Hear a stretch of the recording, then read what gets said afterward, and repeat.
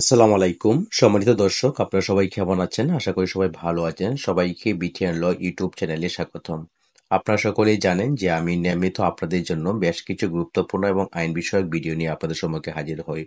তো প্রতিদিনের ন্যায় আজকে আপনাদের সম্মুখে একটি গুরুত্বপূর্ণ ভিডিও নিয়ে আপনাদের সম্মুখে হাজির হয়েছি।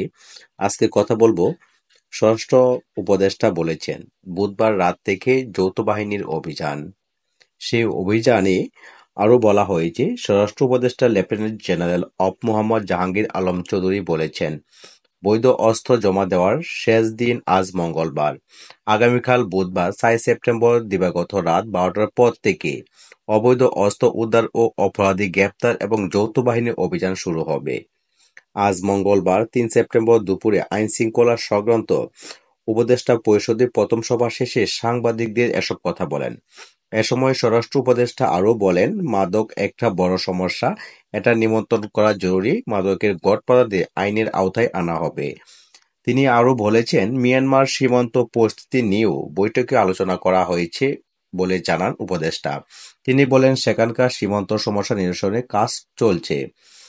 আরও আসন্ন দুর্গাপূজা নিয়ে স্বরাষ্ট্র উপদেষ্টা বলেন, আশা করি পূজা উদযাপন ভালোভাবে সম্পন্ন হবে।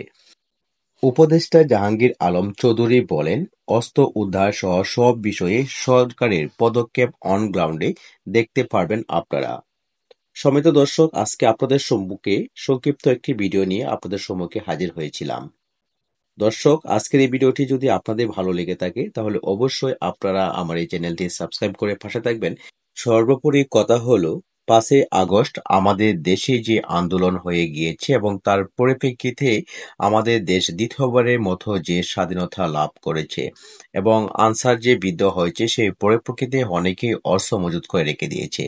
এজন্যই অস্ত্র উদ্ধারের কাজ চলছে। যারা এরকম অবৈধ অস্ত্র আপনাদের হাতে রেখে দিয়েছেন, আপনারা অবশ্যই এই আইনের আওতায় আসতে হবে। সকলের সুস্বাস্থ্য দিকেও কামনা করে আজকের এই সংক্ষিপ্ত ভিডিওটি এখানে শেষ করতে যাচ্ছি। ধন্যবাদ সকলকে, ভালো থাকবেন।